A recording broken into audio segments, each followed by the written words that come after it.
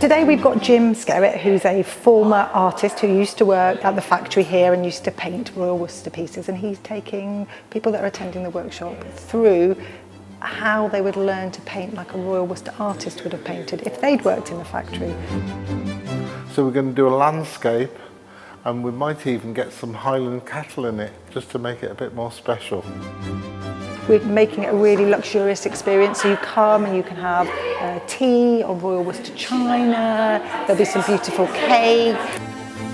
We're learning all the different techniques, the different paints they used, how they mix them, the different types of brushes and the different types of strokes that you should use to paint your plate.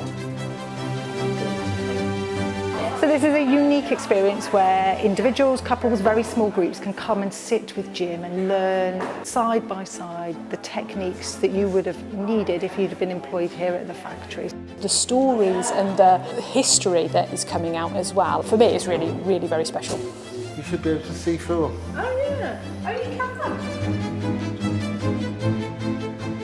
This is an opportunity for you to come, learn techniques from a professional and go away with a lovely piece of work that you've created.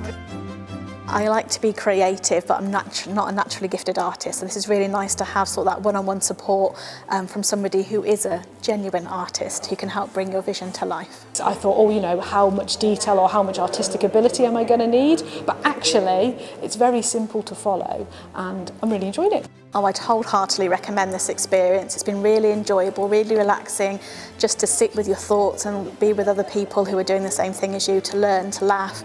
It's been a beautiful way to spend an afternoon.